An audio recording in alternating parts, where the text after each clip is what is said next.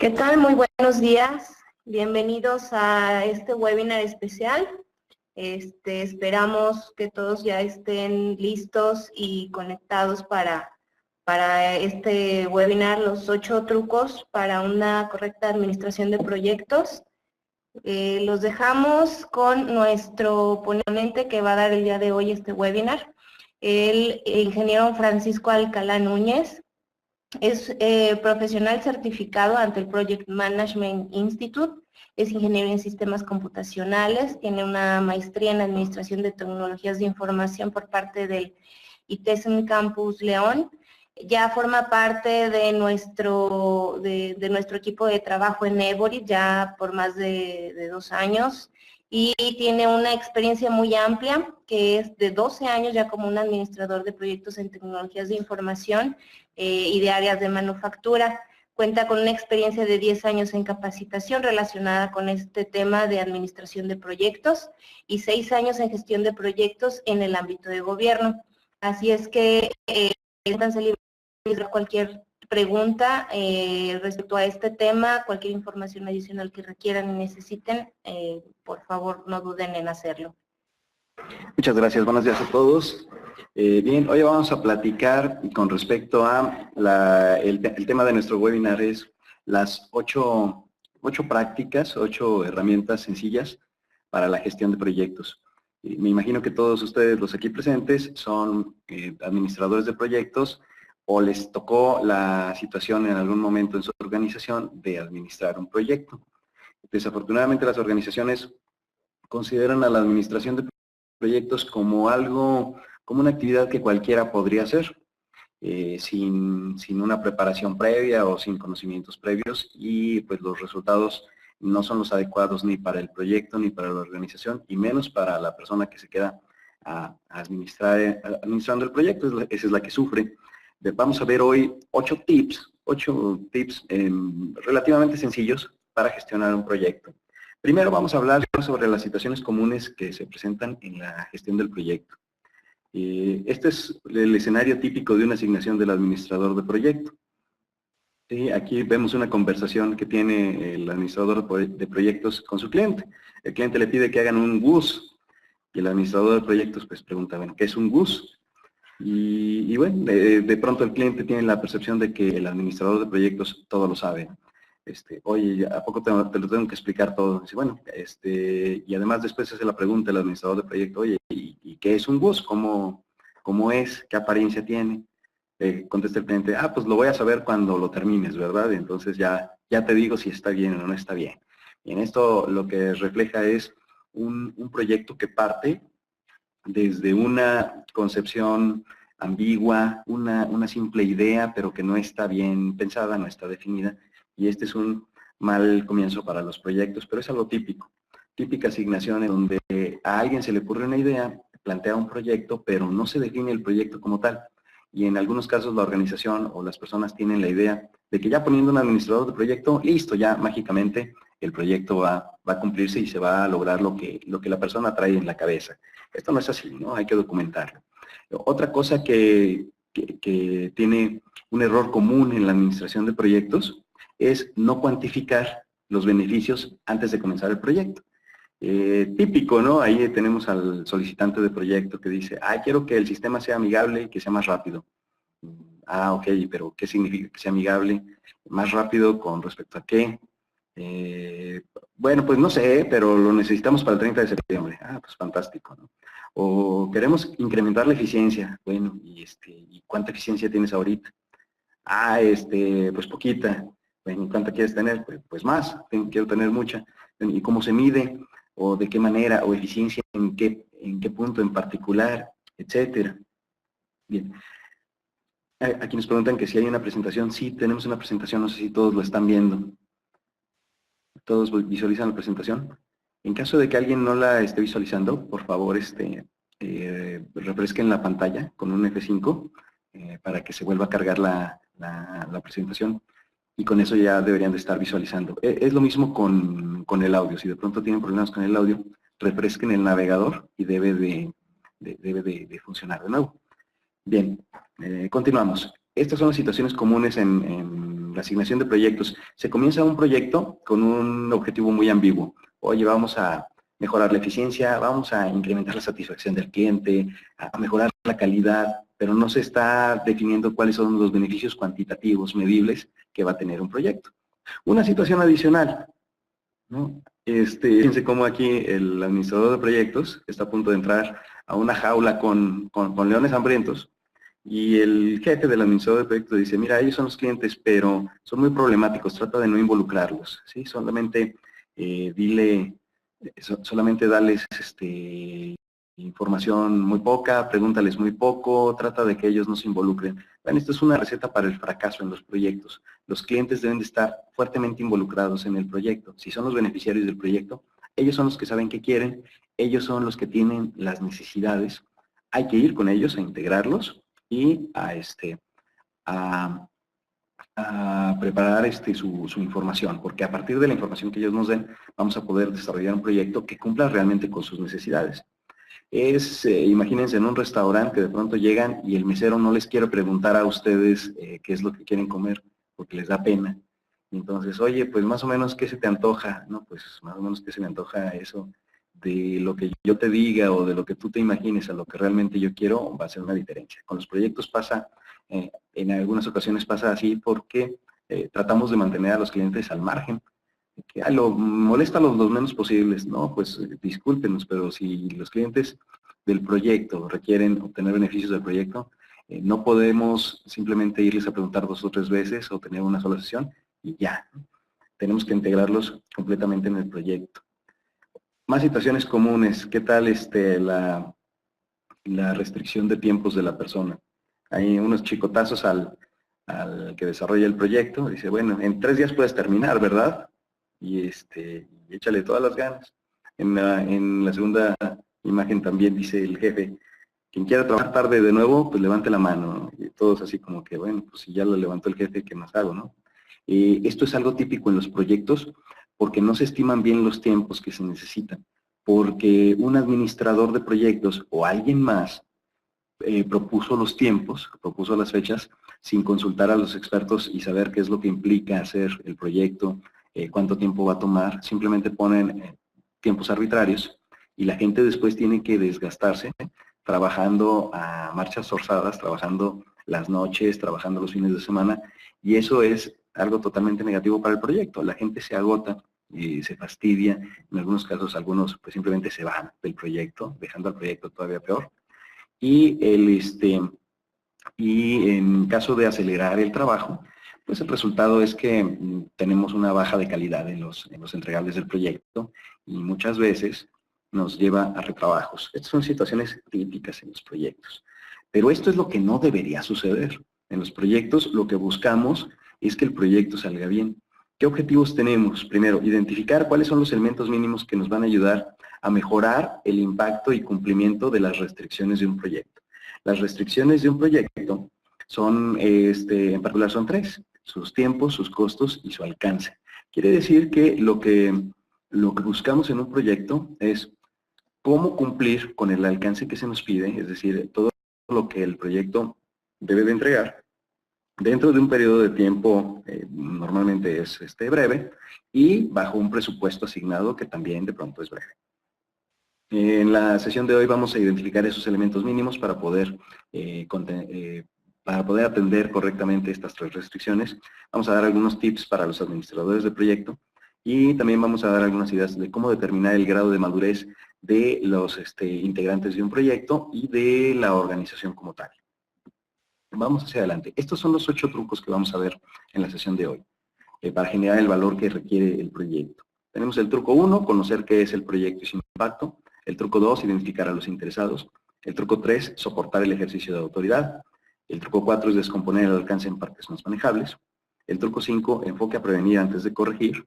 El truco 6, establecer mecanismos de comunicación. El truco 7, establecer mecanismos sencillos de control. Y el truco 8, capitalizar el aprendizaje. Estos son los 8 trucos, 8 tips que nosotros traemos el día de hoy para mejorar la gestión de sus proyectos. Vamos a comenzar con esto, la generación de valor. Lo que buscamos es que la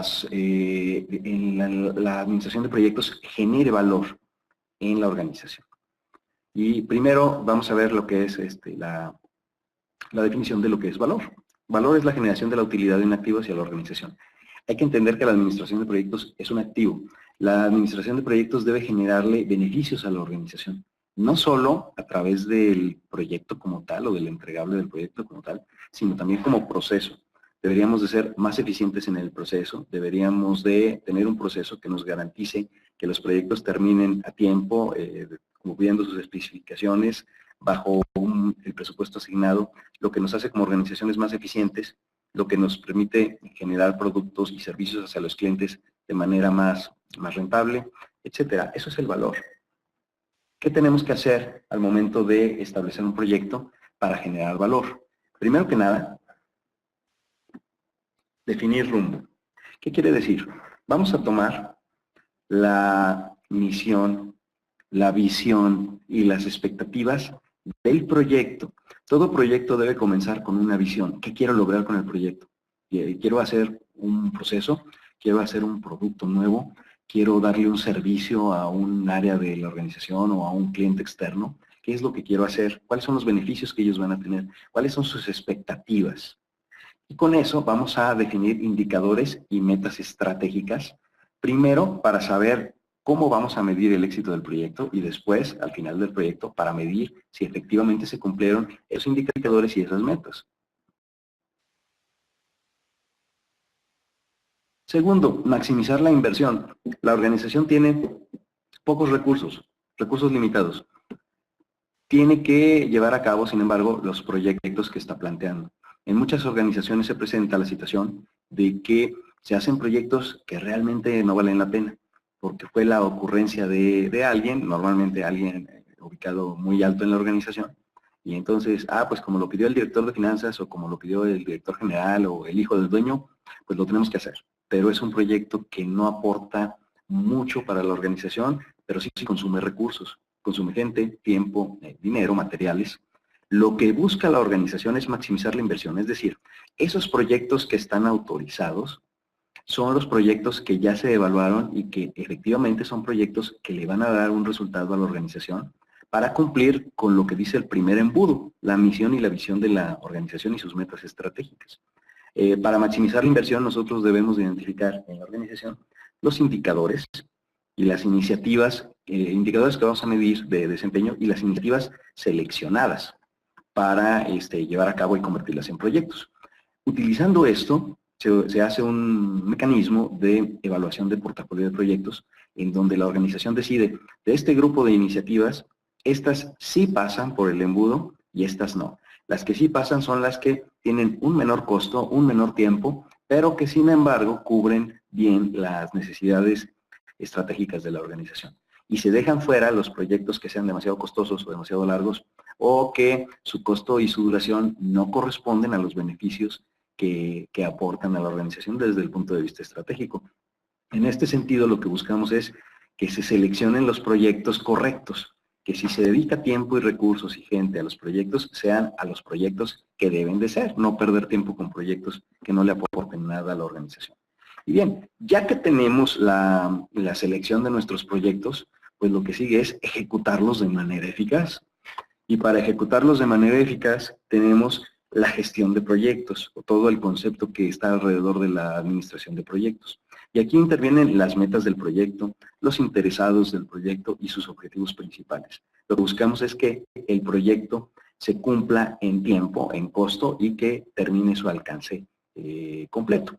Vemos aquí las 3 restricciones que yo les mencionaba hace un momento. Tenemos una restricción de tiempo, normalmente es breve y queremos hacer el proyecto en el menor tiempo posible, también en el menor costo posible, pero cumpliendo con el alcance, el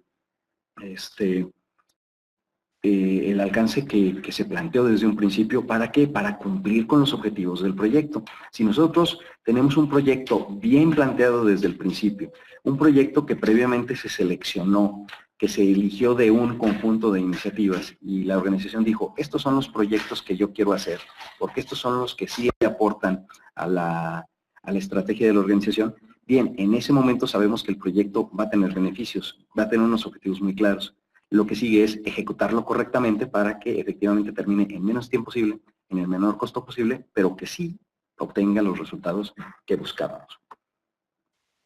La dirección de proyectos o la administración de proyectos, como se conoce más comúnmente, o incluso también se le llama gestión de proyectos, esta es la definición que viene en la Guía de los Fundamentos para la Dirección de Proyectos. Este libro, o esta guía, aplica el Project Management Institute, es el Instituto de Administración de Proyectos, una organización norteamericana que es la voz cantante en la administración de proyectos. Ellos definen un estándar que se aplica prácticamente en todo el mundo para gestionar los proyectos. La definición del libro, por así llamarle, dice así: la dirección de proyectos es la aplicación de 4 cosas: conocimientos, habilidades, herramientas y técnicas a las actividades de un proyecto. ¿Para qué? Para satisfacer sus requisitos. Cuando hablamos de los requisitos de un proyecto, precisamente hablamos de su alcance, de sus tiempos y de sus costos, por supuesto. Hablamos de 4 cosas que se tienen que aplicar. Quiere decir que un administrador de proyectos puede tener los conocimientos, a lo mejor se preparó, e incluso puede estar certificado, pero no solo los conocimientos son suficientes para poder llevar a cabo un proyecto de manera adecuada, también requiere habilidades. El administrador de proyectos debe ser hábil en la cuestión de manejo de la comunicación, saber cómo expresar sus ideas, saber documentarlas, saber en qué momento debe informar algo a quién y de qué manera. Debe de tener habilidades de negociación, debe tener liderazgo porque va a dirigir a un equipo de trabajo para terminar ciertas actividades y para lograr los objetivos, etc. Entonces, no solo los conocimientos son necesarios para el administrador de proyectos, también debe contar con un conjunto de habilidades propias de la gestión de proyectos y además necesita herramientas y técnicas.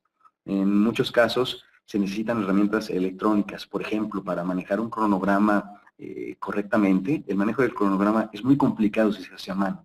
Por eso se utilizan herramientas como el Microsoft Project, que es una de las más conocidas y de las más baratas también. Por ahí está otra muy conocida que se llama Primavera, otra que se llama Clarity. Esas son herramientas que nos ayudan a darle seguimiento al cronograma y que aplican las técnicas de análisis y de cálculo de fechas finales, de las holguras que tienen las actividades, de la ruta crítica, todo eso que es muy complicado hacer a mano, las herramientas lo hacen. Por último, las técnicas. Hay técnicas, existen técnicas definidas para administrar los proyectos. Si hablamos de la gestión de riesgos, por ejemplo, un aspecto muy importante del proyecto, la gestión de riesgos nos pide que atendamos los riesgos no como se nos ocurra, sino a través de un método bien establecido, documentado, sistemático, y existen técnicas para ello. Entonces, este conjunto de 4 cosas, los conocimientos de la persona y sus habilidades, además de apoyarse de herramientas y técnicas, ayudan a que el proyecto cumpla mejor sus objetivos. Vamos a hablar un poco de la administración de proyectos, de acuerdo a el estándar que define el PMI, el Instituto de Administración de Proyectos. El estándar, la última versión del estándar que salió el año pasado, define que son 47 procesos que integran a la gestión de proyectos. ¿Tengo que hacer todos los 47 procesos? No, no todos. Depende del proyecto y depende el tamaño, la complejidad, etcétera. Algunos procesos no van a ser necesarios, otros van a ser indispensables. Otros procesos quizás no sea necesario hacerlos con tanta formalidad. Depende mucho del tamaño del proyecto, de la complejidad del proyecto, de la cantidad de personas involucradas, de organizaciones involucradas, etcétera. Bien, estos 47 procesos, además, se catalogan o se distribuyen en 2 sentidos. Uno es los grupos de proceso que nos dicen qué vamos a hacer, y el otro es el área de conocimiento que nos describe cómo lo vamos a hacer. El qué nos lo definen los grupos de procesos, y los grupos de procesos son 5. Esos 47 procesos que yo les mencionaba se agrupan en 5 grupos de procesos que además coinciden con el ciclo de vida del proyecto. Todo proyecto tiene una etapa de iniciación, todas tienen una etapa de planificación o de planeación, todas se centran a un periodo de ejecución, que es el periodo que se espera que más tiempo tome y que más recursos utilice. Y simultáneamente a su ejecución estamos aplicando control para asegurarnos de que lo que se ejecuta coincide con lo que se planeó en la planificación.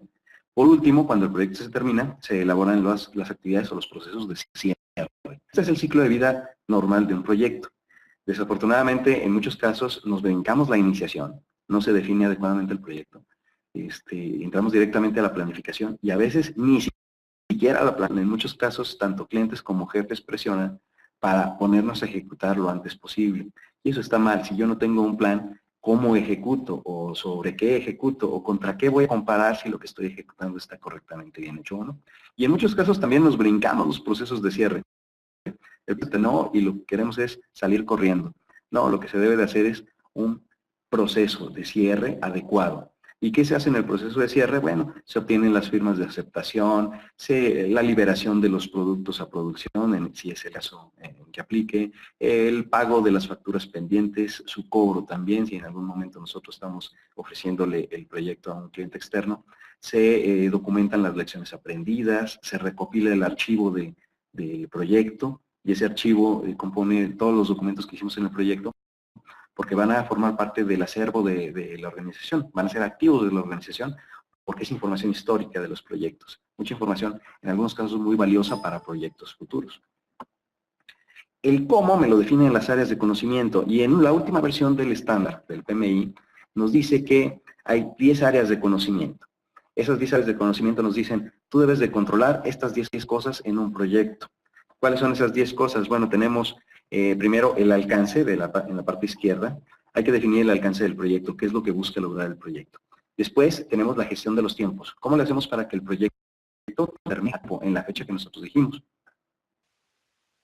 En la parte superior vemos el costo, que es otra de las áreas de conocimiento. ¿Cómo le hacemos para administrar y controlar los costos del proyecto de forma que cumplamos el presupuesto originalmente establecido? Enseguida siguen las comunicaciones.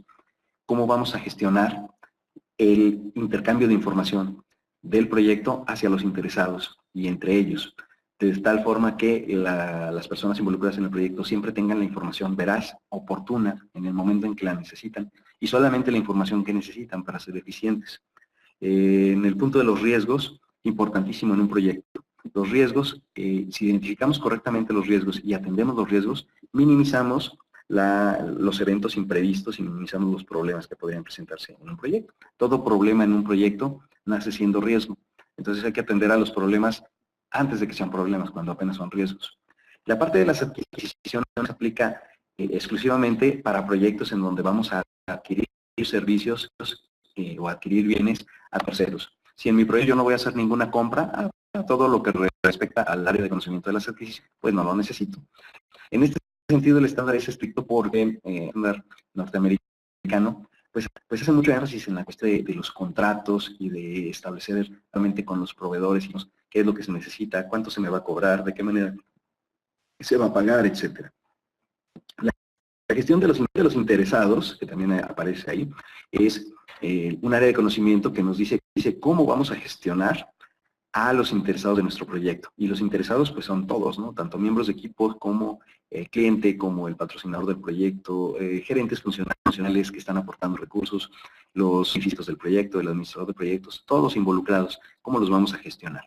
En la cuestión de la calidad, hablamos de calidad en dos sentidos, tanto la calidad del producto, de los entregables, como de la calidad del proyecto en sí de la administración de proyectos. En algunos casos tenemos un muy buen producto, entregamos un buen entregable, nivel de calidad aceptable, pero el proceso de administración de proyectos fue muy deficiente, ¿no? Se hicieron y no existen las minutas de todas las reuniones, o las minutas están mal hechas, o están incompletas, tienen faltas de ortografía. Bueno, ahí nuestra evaluación del nivel de calidad en lo que respecta a la gestión de proyecto mal, a pesar de que el producto salió bien. El aspecto de calidad en el estado se ubica a ambas cosas, ¿no? Tanto a productos como a el proceso de gestión de proyectos. Por último, el área de recursos humanos se enfoca en, primero, conseguir a las personas que necesitamos para hacer el proyecto, las personas adecuadas, y segundo, dirigirlas para que elaboren los entregables y se realice el proyecto correctamente. Esto implica liderazgo.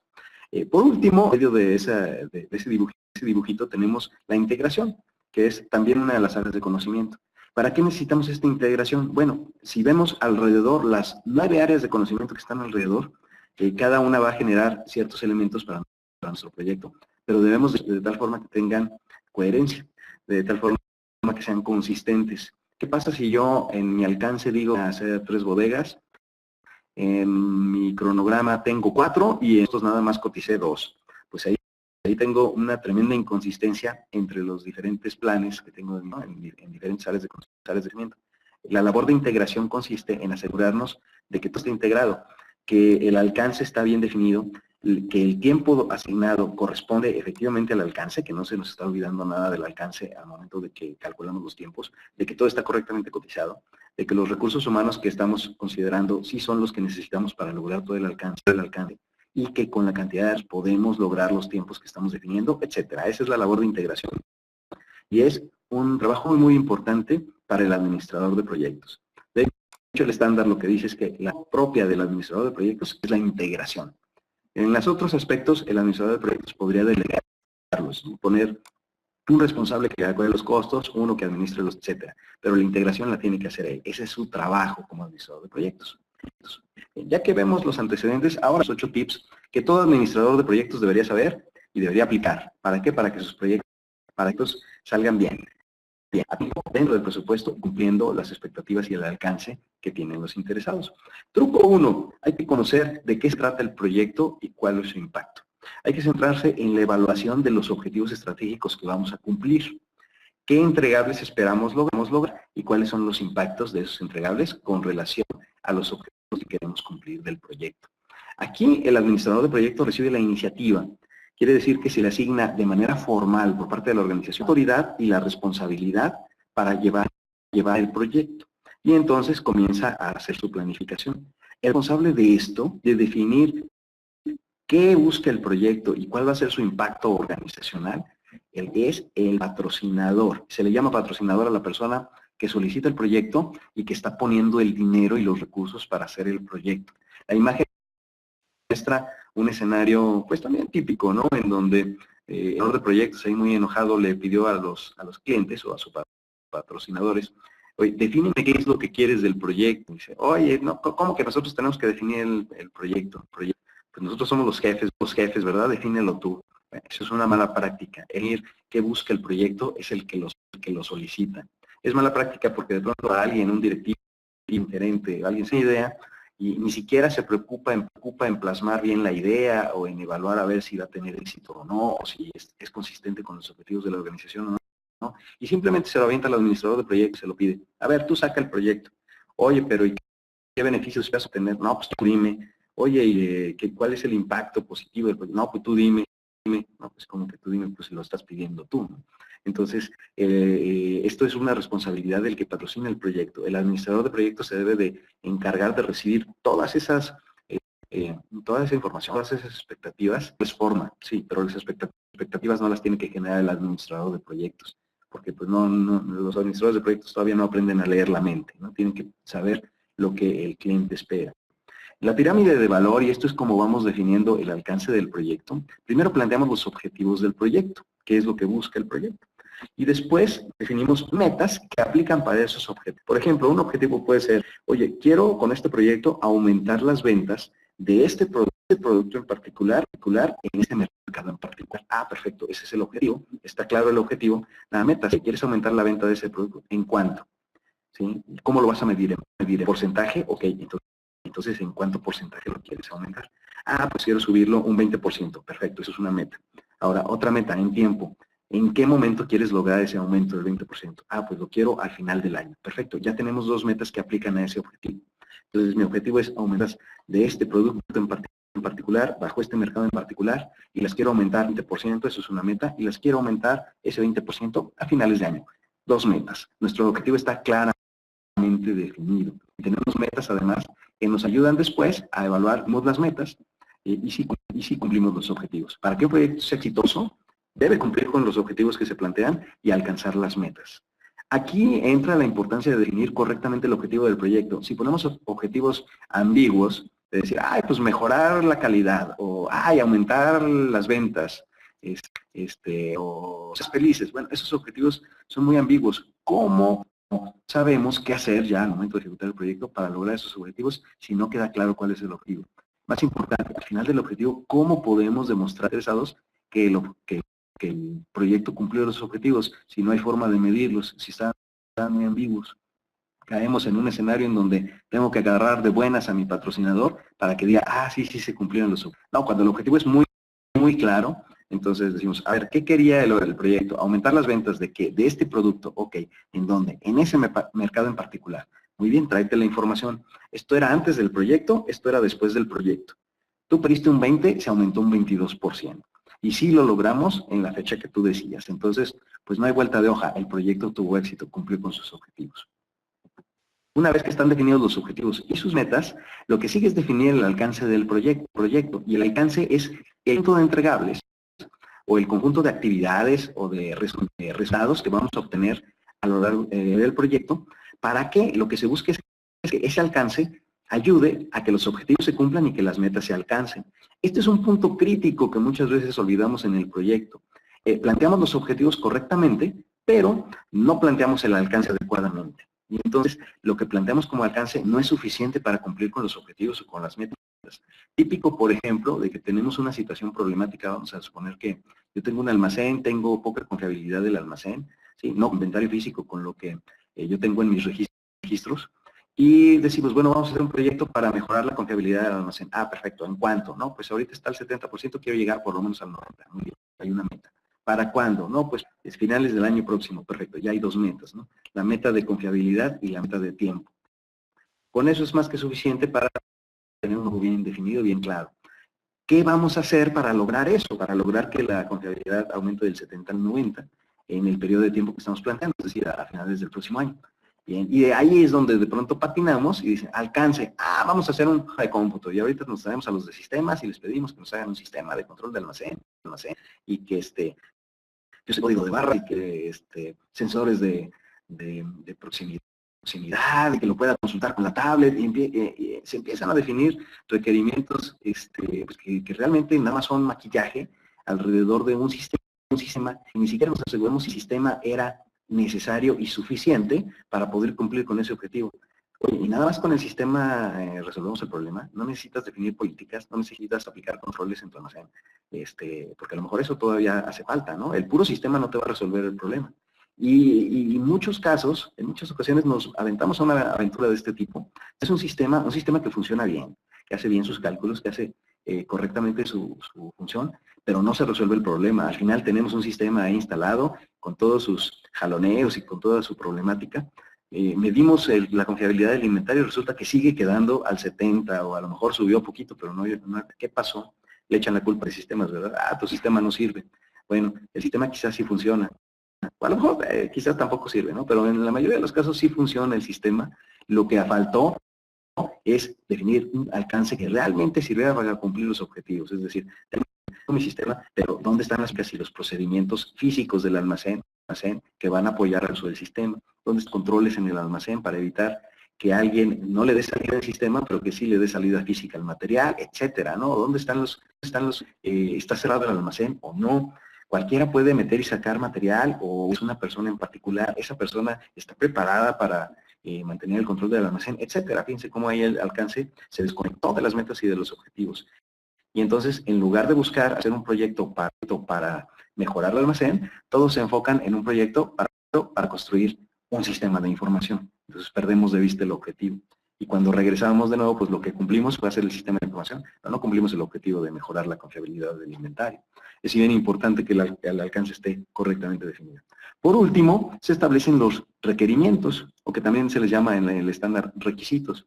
Es decir, yo ya puse mi alcance. Oye, ¿qué voy a hacer para el proyecto de aumentar mis ventas? Mira, voy a hacer una campaña publicitaria. También voy a abrir una nueva sucursal. También voy a hacer un plan de descuentos.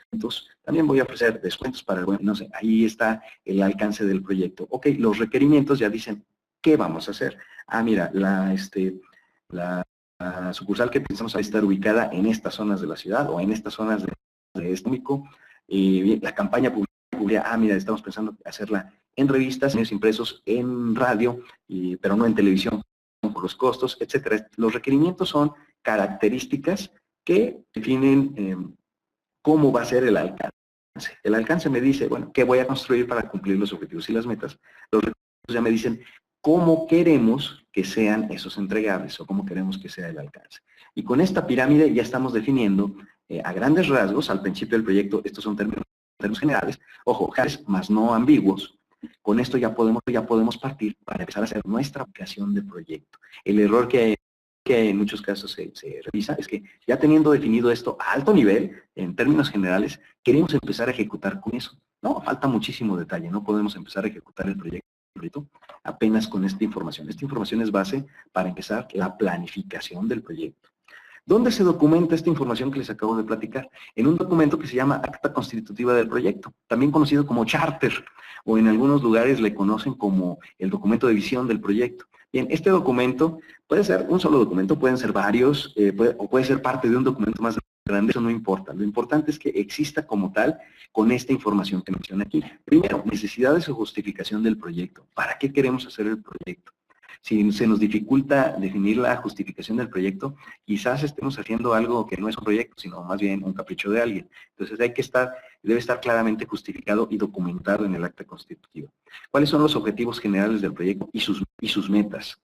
Incluimos también los progresos que se van a generar o lo que esperamos generar, que es el alcance, es decir, esos entregables con los que pensamos cumplir los objetivos generales del proyecto y alcanzar las metas. Los requerimientos iniciales, ¿sí? ¿Qué requerimientos necesitamos? Que queremos un sistema que sea no legal, pues nadie sabe qué significa. Más bien, oye, queremos un sistema que funcione en nuestra infraestructura tecnológica, un sistema que a lo mejor sí queremos que esté montado en nuestra página web porque los clientes lo van a consultar, no nada más por tenerlo en la web porque queremos montarlo en página web. Oye, queremos definir un proceso, mejorar un proceso de ventas, ok, ¿cómo quieres ese proceso de ventas? Ah, pues dilo, ahorita nos toma tanto tiempo, queremos reducirlo a la mitad, etcétera. Áreas funcionales que participan. Quizás les ha tocado a ustedes participar en un proyecto, no administrarlo, pero sí participar en él, que de pronto llegue el administrador de proyectos y les dice, oye, necesito unas cosas de tu área para mi proyecto. Ah, perfecto. Sí, nada más que las necesito hoy. ¿Sí? Y ya vas retrasado. Oye, espérate, pues aunque me hubieras avisado un tiempo o me hubieras dicho, ¿no? Yo no sabía que tenía que ayudarte en tu proyecto. Bien, y sí, pero las áreas funcionales que van a participar, evita este tipo de situaciones. Desde el principio, las áreas saben que van a participar en un proyecto, saben qué se espera de ellos, y pueden aportar al proyecto, pero desde el principio. El análisis costo-beneficio es muy útil, a veces es difícil hacerlo, sobre todo cuando son proyectos cualitativos, o son proyectos que la operación requiere a fuerzas, por ejemplo, una aplicación ISOIL porque mi cliente principal me la está pidiendo, me la está exigiendo, pues bueno, no me queda de otra, y a lo mejor como costo-beneficio no es tan fácil obtenerlo, simplemente es un proyecto que, ¿sabes qué? Pues más bien es el costo de oportunidad, ¿no? Si no lo hago, voy a perder un mercado muy grande, etcétera. El análisis costo-beneficio también evita meternos en proyectos que al final no van a ser rentables o que no vienen de la organización.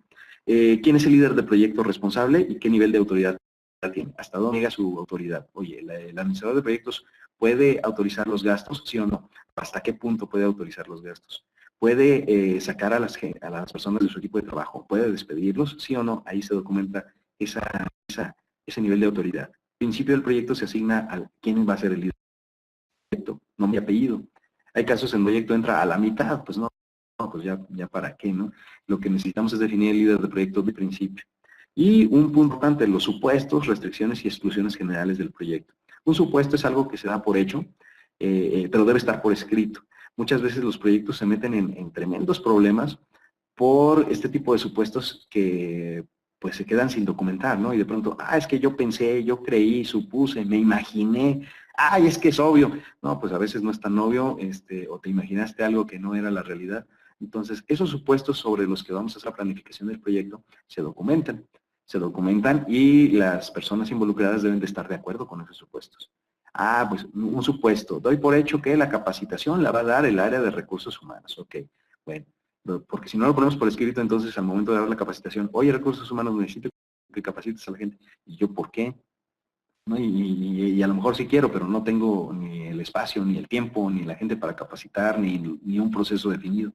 Es que yo pensaba, ¿verdad? Que la capacitación la debería dar recursos humanos. Y el de recursos humanos dice, no, pues es que yo supuse que lo ibas a dar tú, etcétera, ¿no? Entonces, para que quede claro, documentado en el acta constitutiva. Y ya si alguien tiene algo que reclamar con respecto a los supuestos, que lo haga en ese momento, no después cuando ya es demasiado tarde.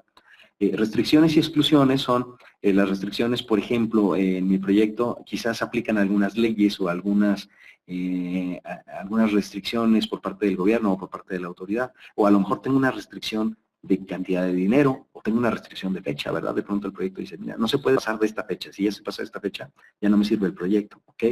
Y exclusiones, algo muy importante, definimos qué es lo que no se va a hacer en el proyecto, para que a todo el mundo le quede claro hasta dónde llega el proyecto y a partir de dónde ya el proyecto ya no interviene. Podemos decir, mira, vamos a hacer estos cambios en estos procesos y estos procesos aplican para estas oficinas, para estas no, para que nadie se vaya a imaginar que el proyecto abarca todo, etcétera. Estamos definiendo claramente hasta dónde llega nuestro proyecto y sus características generales, porque a partir de esto vamos a hacer nuestra planificación. Bien. El truco 2 es la identificación de interesados. ¿Quiénes son los interesados? Son aquellas personas, organizaciones o grupos de personas que podrían tener un interés por el resultado del proyecto, ya sea porque el proyecto los beneficia o los perjudica en algún sentido, o porque van a participar en el proyecto, o porque se espera de su acción o de sus decisiones en el proyecto, etc. El término que se usa en inglés es el stakeholder. Es bien importante identificar a todos los interesados y también identificar qué rol juega cada interesado dentro del proyecto.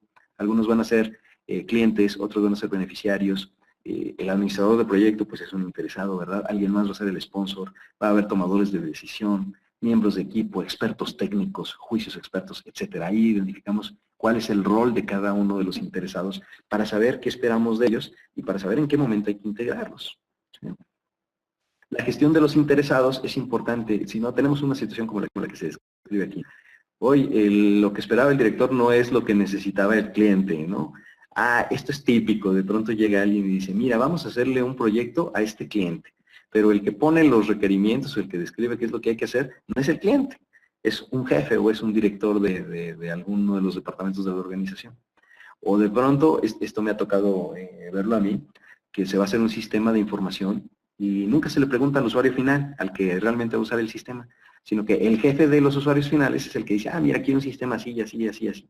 Bueno, el jefe pues será el jefe, pero a veces no tiene claro cuál es el funcionamiento día a día del proceso que vamos a automatizar. Entonces, lo que es importante de la administración de interesados es identificar quiénes son mis clientes, quiénes son los interesados principales del proyecto, quiénes son los beneficiarios y quiénes son los que me pueden decir qué es lo que realmente necesita el proyecto. ¿Sí? ¿Quién me va a decir exactamente qué es lo que necesita el cliente? Pues el cliente. No mi jefe, ni el de ventas, ¿verdad? Que eso también es típico. Fue el de ventas, levantó allá requerimientos y llega y dice, mira, el cliente quiere esto y esto y esto y esto. Y le creemos, ¿no? Oye, pues no, lo que está diciendo el de ventas no es lo que quiere el cliente, es lo que más o menos le expresó el cliente, lo que él entendió y lo que nosotros le estamos entendiendo a él. Y entonces el teléfono descompuesto hace que nosotros llevemos un producto que no coincide con lo que necesitaba el cliente o el proyecto no cumple con las expectativas de los beneficiarios. Por eso hay que identificar a todos los interesados y saber a quién le tengo que preguntar, quién me va a validar, quién va a tomar la decisión, quién lo va a construir, etcétera. Muy importante. Este diagrama que vemos aquí sale de la guía del PMBOK, también la tiene ahí. Evaluamos 2 puntos o 2 valores, 2 variables con respecto a los interesados. Vemos qué tanto interés tiene el interesado en el proyecto y también vemos cuánto poder tiene. Y cuando hablamos de poder no hablamos de organigrama, hablamos de cuánta capacidad de decisión tiene el interesado sobre el proyecto. Y esto no tiene acá nada que ver con organigrama. Sí, en algunos casos un gerente o un director va a tener mucha autoridad sobre el proyecto y puede tomar decisiones sobre el proyecto. Pero en algunos casos o en algunos momentos en particular del proyecto tenemos personas operativas que pueden estar muy abajo en el organigrama, pero en ese momento ellos son los que tienen la decisión de aprobar o rechazar un entregable del proyecto. De ser así, entonces esa persona, a pesar de no estar ubicada en un nivel alto del organigrama, sí tiene poder sobre el proyecto. Los miembros de equipo, si yo tengo un miembro de equipo que es un experto técnico que necesito en el proyecto y nada más lo tengo a él también tiene mucho poder sobre el proyecto. Si no está él o si él no hace las cosas bien o no las quiere hacer, entonces va a impactar considerablemente al proyecto. En ese aspecto se evalúa esa variable de poder. Bien, una vez que ya identificamos esas 2 variables, poder e interés, les podríamos dar a lo mejor una calificación del 1 al 5, del 1 al 10 en cada uno de ellos. Lo que sigue es graficar a los interesados. Cada puntito con una letra es un interesado y se ubica de acuerdo a qué tanto interés tiene y qué tanto poder tiene en este cuadrante. Y el cuadrante me dice además cómo voy a gestionar a ese interesado.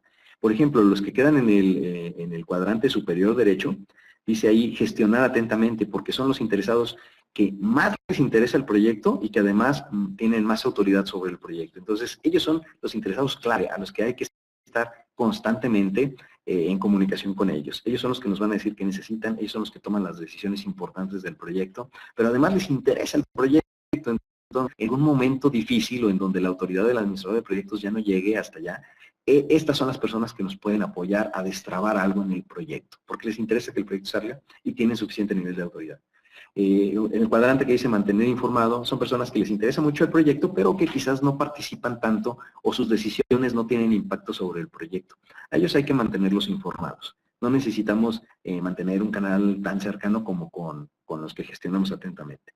En el cuadrante inferior izquierdo tenemos a los que simplemente monitoreamos. Son personas que tienen poco interés en el proyecto, realmente no nos influyen o no nos impactan tanto en el proyecto.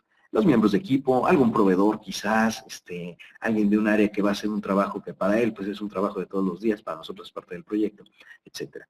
Quizás el cuadrante más difícil de administrar sea el izquierdo, el superior izquierdo, dice mantener satisfecho. Tenemos una persona con poco interés en el proyecto, pero que sí tiene una buena capacidad de decisión. Vamos a pensar, por ejemplo, en el director de finanzas, ¿no? A lo mejor, si el proyecto no es para finanzas, quizás él no esté tan interesado en el proyecto, pero sí puede autorizar o quitar el proyecto. Entonces, en algún momento, incluso su decisión podría o suspender o cancelar el proyecto porque ya no le da más dinero, ya no le da recursos. ¿Qué tenemos que hacer con este tipo de interesados? Pues mantenerlos satisfechos, ¿verdad? Para que en el momento en que tengan que tomar alguna decisión con relación al proyecto, pues que tomen una decisión buena hacia el proyecto. ¿Sí? Este cuadrante nos ayuda a evaluar en dónde cae mi interesado y qué tipo de administración tengo que dar. No puedo gestionar atentamente a todos los interesados, ni me conviene tampoco. No hay tiempo suficiente para hacerlo. Un punto en particular también aquí, hay que identificar a los interesados que tienen mucho interés en que el proyecto no salga. A esos les llamamos bloqueadores. Y hay que identificar en dónde tenemos bloqueadores. Si tenemos un bloqueador en el cuadrante superior derecho, cuidado. Tenemos a alguien con mucho interés de que el proyecto no salga, pero que además tiene mucha autoridad o mucho poder sobre el proyecto. ¿Qué hacemos con ellos? O lo convencemos de que el proyecto les beneficia para que dejen de ser bloqueadores y se conviertan en promotores, o buscamos algún interesado que sea promotor de su mismo peso o quizás mayor para que lo neutralice. Algo tenemos que hacer con esos bloqueadores. Bien, esto nos ayuda entonces a identificar en dónde se ubican nuestros interesados y cómo los debemos de gestionar. Bien. Truco 3, soportar el ejercicio de autoridad. Y aquí leemos este punto que dice, el 95% de los líderes de proyecto se quejan de que les dan toda la responsabilidad del proyecto, pero su nivel de autoridad no coincide con lo que les están exigiendo en el proyecto. Esto también es un escenario típico. Y esto no solo en proyectos, también en las cuestiones normales de administración de empresas, los administradores saben que el nivel de autoridad debe de corresponder al nivel de responsabilidad de la persona. Si nosotros le damos más responsabilidad a una persona sin el nivel de autoridad suficiente, no va a poder cumplir con sus responsabilidades. Entonces, de pronto el administrador de proyecto dice, oye, es que yo soy el responsable de cumplir con la fecha, pero no tengo la autoridad de pedirle a la gente que se quede más tiempo. O si no se quieren quedar más tiempo, no tengo ningún mecanismo para aplicar alguna penalización o algo así. Pero bueno, no hablemos de que se queden más tiempo, eso pues, es un escenario negativo, ¿verdad? Es una mala práctica. Pero vamos a suponer que dentro de los tiempos se le asignó una responsabilidad a un miembro de equipo y el miembro de equipo simplemente no lo quiso hacer o no lo entregó a tiempo porque no quiso entregarlo a tiempo. ¿Sí? ¿Qué hace el administrador de proyectos, verdad? Le damos la responsabilidad a él de que entregue a tiempo, pero no le estamos dando la autoridad para que aplique una acción correctiva sobre ese miembro de equipo que no quiso trabajar o que pueda tomar alguna decisión o alguna acción que vaya más allá de simplemente reportar de que no, pues no lo quiso hacer o no acabó o no tuvo tiempo. ¿Sí? Entonces, esto debe de cuadrar. El nivel de autoridad que le damos al administrador de proyectos debe coincidir con su nivel de responsabilidad. Aquí, ¿cómo podemos apoyar a esto? Bueno, uno de los métodos más sencillos que se usan para contener esta situación es involucrar a un patrocinador. Normalmente el patrocinador es una persona con mucha autoridad en la organización. Identificamos al patrocinador adecuado, lo integramos al proyecto y entonces el administrador de proyectos se apoya con el patrocinador al momento de ejercer la autoridad. Porque entendemos también que es difícil que una organización le otorgue mucha autoridad a un administrador de proyectos. ¿Sí? A veces tampoco es conveniente. Ok, entonces que el administrador de proyectos involucre a un interesado, a un patrocinador, que sí tenga el nivel de autoridad que se requiere. y que se comprometa con el proyecto y que esté consciente de la importancia del proyecto para que apoye correctamente al administrador de proyectos en ese fin. Entonces, así tenemos entonces nuestras bases para iniciar el proyecto, con estos primeros 3 tips que les acabamos de dar. Primero, definir las expectativas del proyecto. En esas expectativas planteamos el alcance del proyecto y los objetivos. Y al final tenemos estos 3 elementos que acabamos de mencionar. En el número 1, elaborar el charter de proyecto. ¿Para qué? Para que quede clarísimo qué se busca lograr en el proyecto. En la segunda ruedita que dice la matriz de interesados, que viene del tip 2, identificar a los interesados y documentar en dónde están ubicados esos interesados, que es la matriz que hace un momento les presenté con el cuadrante. Y la tercera pelotita dice involucrar al patrocinador, el tip 3. Entonces, estos son los primeros 3 tips que consisten, que nos ayudan a iniciar correctamente el proyecto. Tengo mi charter documentado con los objetivos, con lo que busca el proyecto en general. Tengo mi lista de interesados ubicados, además, y tengo información suficiente para saber cómo los debo de administrar. Y tengo también el involucramiento del patrocinador para que en el caso de necesitar en algún momento una palanca de autoridad que ayude a destrabar algo en el proyecto, pues que él nos apoye en eso, ¿sí? Y que patrocine y que fomente al proyecto en la organización. Por ahí también dicen que algo vital para que un proyecto tenga éxito es que tenga el apoyo de la dirección, es decir, alguien con autoridad, un director, un gerente de un nivel suficiente debe de estar apoyando al proyecto. Si eso no ocurre, es muy difícil que el proyecto avance como debe de hacerlo. Bien. Vamos ahora al truco 4, pero aquí ya estamos hablando de planificar el proyecto. Los anteriores 3 hablábamos de iniciar el proyecto, de definir qué es lo que necesitamos para comenzar. Ahora sí, vamos a planificar. ¿Cuál es la manera más fácil de comerse un elefante? ¿Ustedes qué opinan? ¿Sí? Por ahí de pronto alguien dice, no, pues en pedacitos, ¿no? No. Pues pues la mitad de adelante primero y la mitad de atrás después. Alguien una vez nos contestó, ¿cuál es la manera más fácil de comerse un elefante? Pues cuando ya está muerto, ¿verdad? Porque vivo no se va a dejar, etcétera. Bien, lo que se trata es, ¿cómo le hacemos para comernos un elefante? ¿Nos lo podemos comer entero? No, no se puede. Entonces hay que dividirlo en partes, ¿sí? Claro, eso lo hacemos en los lugares en donde no esté prohibido comer elefante, ¿no? Porque es una especie protegida. Bien. Pero la idea aquí es que si tenemos una misión que parece muy difícil, que parece muy grande, no la podemos atacar así de golpe. Tenemos que dividir esa misión, hacerlo en pedazos más pequeños y entonces sí podemos atacar a esos pedazos más pequeños. El concepto aquí es divide y vencerás. Un proyecto puede ser enorme y puede, no sé, apantallar o puede incluso espantar a la gente por el tamaño que tiene. Ok, pero lo tenemos que hacer. ¿Cómo tomamos esa empresa tan grande? Pues la vamos dividiendo, identificamos los pedazos más pequeños de ese enorme proyecto y ya con los pedazos más pequeños ya podemos ir realizando cada una de esas actividades, cada uno de esos pedacitos para ir haciendo el proyecto completo. Pero de golpe es muy difícil. Para esto, en un proyecto, usamos esta herramienta que se llama la estructura de descomposición del trabajo, la EDT. Es la traducción en español del WBS, es una herramienta que se conoce mucho en la administración de proyectos, el Work Breakdown Structure. ¿Qué es la EDT? Es una descomposición jerárquica. Está orientada a los entregables que debemos hacer en el proyecto. Esto es parecido a un organigrama. Lo que vamos a hacer es tomar nuestros principales entregables del proyecto, que ya definimos, que están en el charter o en el acta constitutiva, y después los vamos a empezar a descomponer en pedacitos. Tomo un entregable y lo divido en pedacitos. Y después a cada pedacito voy a hacer 3 preguntas. Una, ¿puedo estimar de manera realista el tiempo que requiere ese componente? 2, ¿puedo asignar o estimar de manera realista el costo para hacer ese pedacito de trabajo? Y 3, ¿puedo asignar este pedacito de trabajo a un único responsable? Asignarlo a un único responsable no significa que solamente una persona lo va a hacer, puede ser que haya más involucrados, pero sí, una persona responde por ese pedacito de trabajo o por esa cantidad de trabajo. Bien, estas 3 preguntas las hacemos a cada componente y si la respuesta es sí a todas ellas, ya no necesitamos descomponer más ese componente, seguimos con los siguientes. Pero si la respuesta a alguna de las preguntas es no, entonces tomamos el componente y lo dividimos en componentes más pequeños y repetimos el proceso. Volvemos a hacernos las mismas 3 preguntas para cada uno de los subcomponentes. Este proceso, pues, es largo, es cíclico, iterativo, pero al final vamos a tener nuestro desglose de todo el proyecto en una estructura, ¿sí? Aquí tenemos un avión. ¿Cómo hacemos para construir un avión si nada más decimos a la gente, órale, empiecen el avión. No, espérate, hay que dividirlo, ¿no? Y entonces el avión lo identificamos en su fuselaje, sus alas, el tren de aterrizaje, la cabina, el interior, los asientos, las puertas, el sistema de navegación, el sistema de las alas, ¿verdad? Los flaps. Entonces descomponemos a este tremendo proyecto en pedacitos más pequeños. Aquí no hablamos ya de elefantes, pero hablamos de un avión, un proyecto pues más real, ¿no? Más de lo que normalmente realizamos. Entonces descomponemos el avión en cada una de sus partes.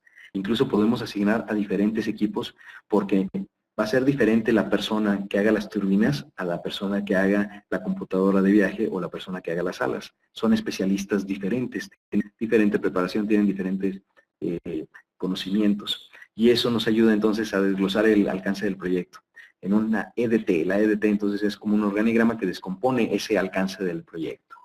Y con eso estamos descomponiendo nuestro alcance, estamos identificando todo lo que debe de componer voy a regresar un momento a la gráfica del avión, del plano del avión. Fíjense, cuando se hace un avión, la gente se pone mucho énfasis en que el avión esté completo, es decir, que no falten piezas y que no sobren piezas tampoco. Si le ponemos piezas de más al avión, pues va a pesar más de lo que debería, o va a tener más componentes de lo que debería. Lo que buscamos es que todos los componentes que componen, en este caso al avión, pero en el caso de los proyectos, a nuestro proyecto, que todo lo que esté en el proyecto sea necesario para que el proyecto funcione y que con eso es suficiente para que el proyecto funcione, es decir, que nada sobre y que nada falte. Hacer la descomposición construyendo nuestra estructura de desglose de trabajo, nuestra ET, ayuda mucho a identificar si algo está sobrando o si algo está faltando. Claro, ¿quién tiene que hacer este desglose? Los expertos. Porque si el administrador de proyectos, él solito quiere hacer una EDT e identificar todo lo que compone el proyecto, seguramente le van a faltar cosas y seguramente va a poner cosas que no son necesarias o que no tienen nada que ver con el proyecto. Por lo tanto, ese desglose lo tiene que hacer el administrador junto con su equipo de trabajo, junto con sus expertos, que son los que saben qué implica construir un ala, son los que saben qué implica hacer una turbina, qué componentes tiene, qué partes tiene, etc. Ya que desglosamos nuestro alcance completo en nuestra EDT, entonces el siguiente paso, con número 5, es tener un enfoque de prevenir en lugar de corregir. Es decir, no busco resolver los problemas cuando se presentan. Busco resolverlos antes de que se presenten. Eso es menos costoso, es menos estresante. ¿Sí? Vamos a mitigar o eliminar los potenciales problemas que tiene nuestro proyecto.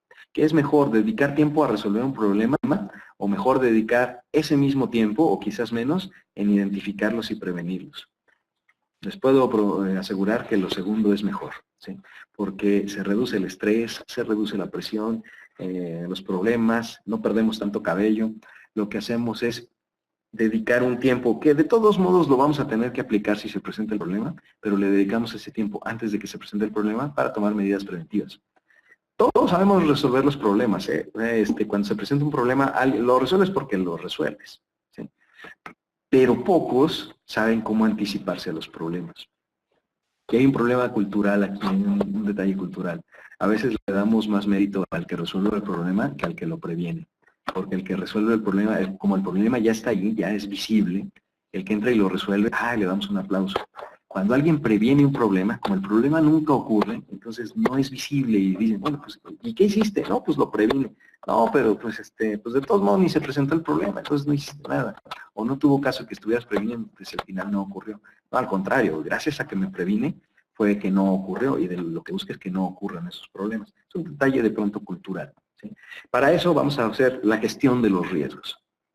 Primer punto ahí que hasta aparece con negrillas. Siempre hay riesgos, ¿sí? Si un administrador de proyectos les dice, mi proyecto no tiene riesgos, salgan corriendo, ¿sí? Porque el primer riesgo que ustedes identifican ahí es que el administrador de proyectos pues, no le sabe. Todos los problemas, todos, siempre comienzan siendo riesgos, ¿eh?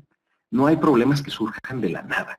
Eso es una falacia. O sea, siempre todos los problemas al principio eran riesgos. Lo que sí puede ocurrir es que el riesgo no se identifique. ¿Por qué? Porque quizás no se le dio tiempo suficiente para la identificación, ¿no? O quizás el riesgo estaba tan oculto o requería de un conocimiento técnico muy alto para poder detectarlo, que pues a la gente se le va. Eso sí puede ocurrir. Pero todos los problemas primero comienzan siendo riesgos. Ningún problema surge de la nada. Aquí no hay generación espontánea. Bien, lo que hay que hacer es identificar, evaluar y después priorizar los riesgos. Va a haber riesgos que por su tamaño es más importante atenderlos primero o dedicarles más tiempo que a otros. Pero eso lo sé hasta que evalúo el riesgo y lo priorizo. Dice ahí los dibujitos, ¿no? La percepción del riesgo, ahí las dos personas se dan cuenta de que, ¿sabes qué? Esa piedra se puede caer. Después hacen la evaluación del riesgo. Y si se cae, ¿qué pasa? ¿Sí?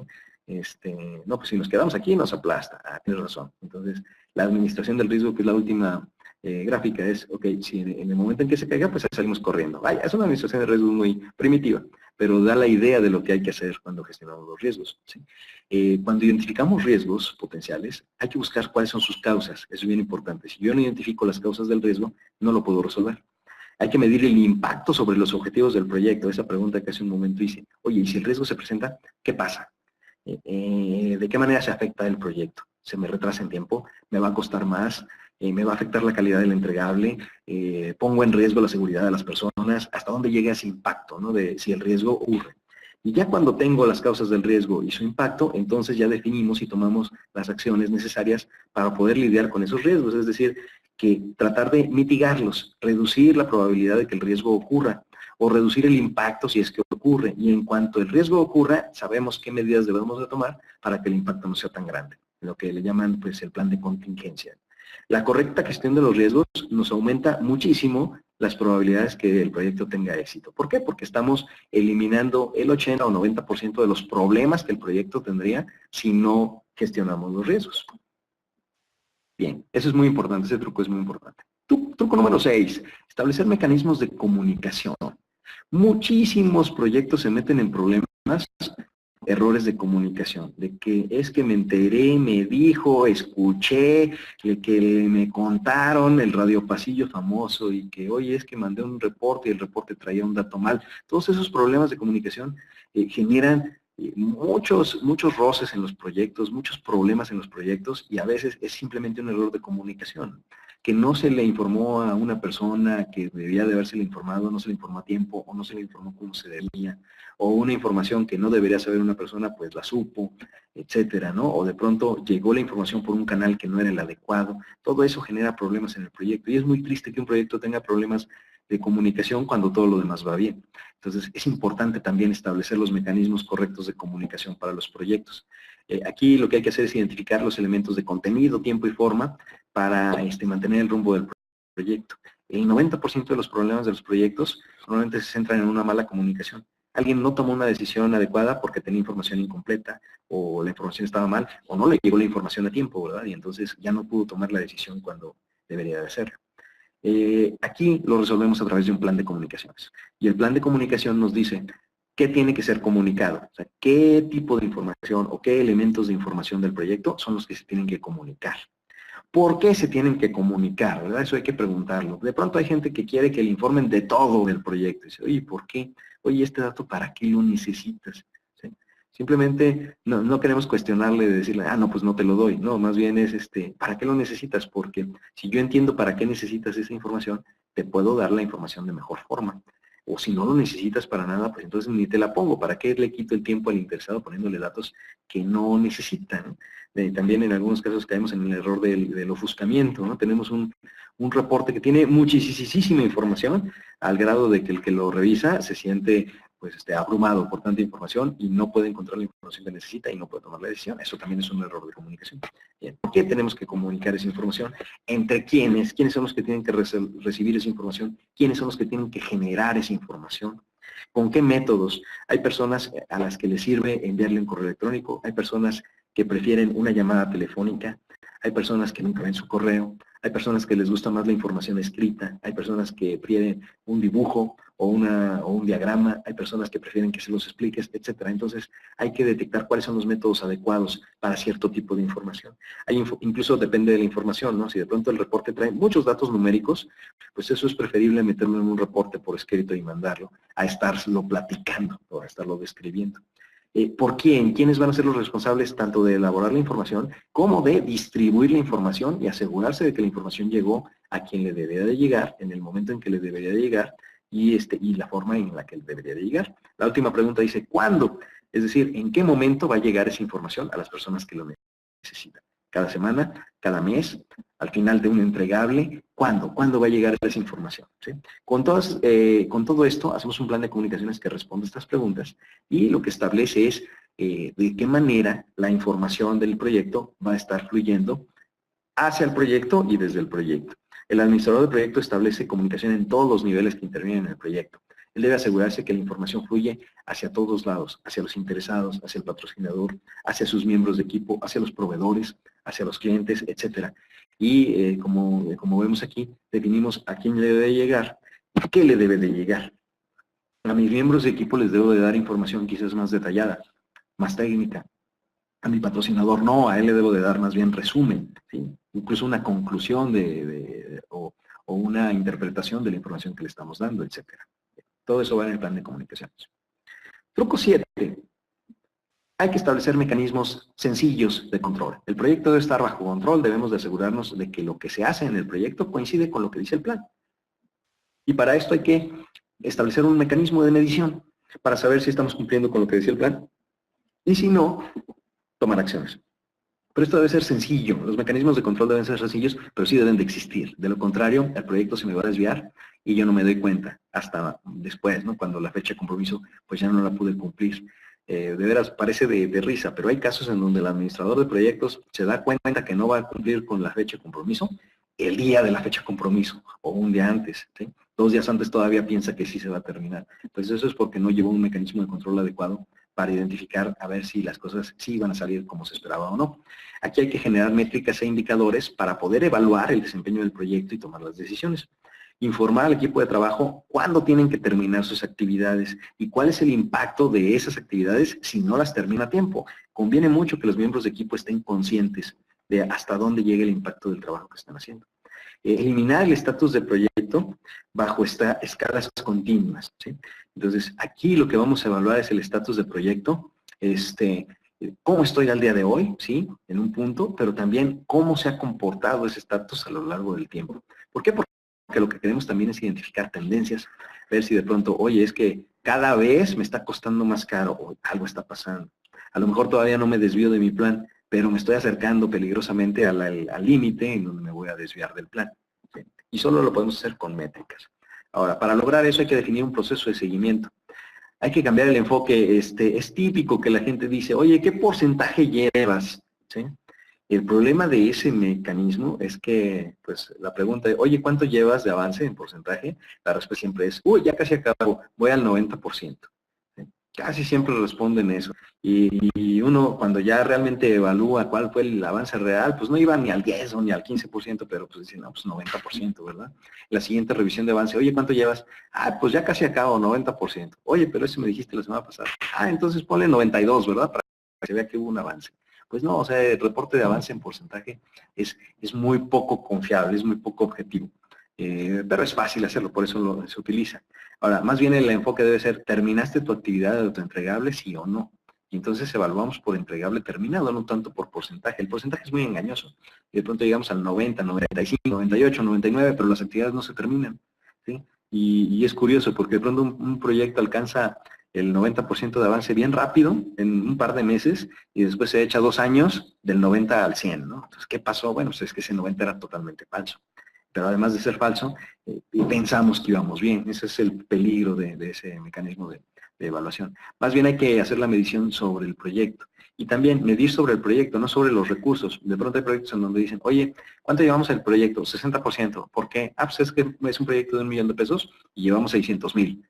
Ah, pues sí, oye, pero ¿y si hemos gastado como debíamos de gastar? Porque si no, entonces llevamos 600,000, pero corresponde con el avance que debemos de llevar del proyecto, ¿sí o no? Sí, ahí habla que la medición no debe ser sobre los recursos, sino sobre el proyecto, sobre los entregables del proyecto.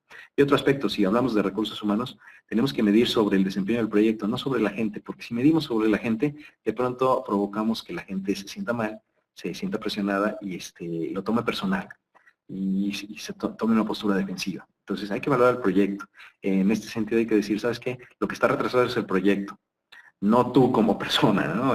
Bueno, se sobreentiende de que si está retrasada la actividad que a ti te tocaba, pues el que está retrasado eres tú, pero ¿para qué decírselo? ¿Sí? Simplemente, oye, ¿sabes qué? Esta actividad está retrasada. Quitamos el aspecto personal. No es lo mismo decirle, oye, tu actividad está retrasada, a decir, Más retrasado, siempre me entregas tarde. No, eso ya es un asunto que empieza a tocar el aspecto personal del recurso, del miembro de equipo, y entonces él va a tomar una postura defensiva, en lugar de ponerse a hacer la actividad. Por último, truco 8, capitalizar el aprendizaje. Esto ya es al final del proyecto. Lo que vamos a buscar hacer es generar una base de conocimiento de fácil acceso para todos los miembros del equipo y los proyectos siguientes.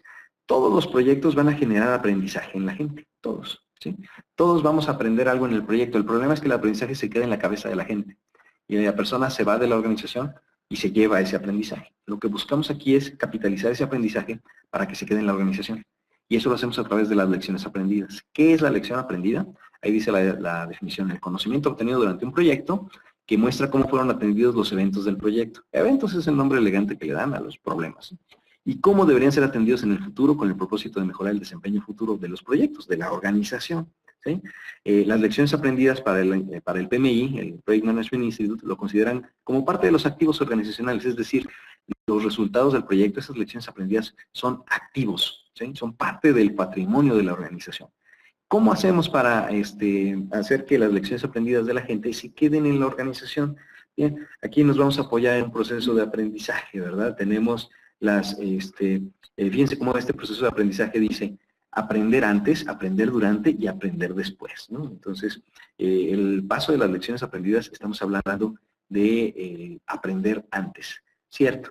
El aprender después es en el propio proyecto. Yo tengo un proyecto, lo elaboré, cometimos errores, cometimos aciertos. Al final del proyecto hacemos el punto que dice ahí, aprender después. Identificamos eso, los documentamos.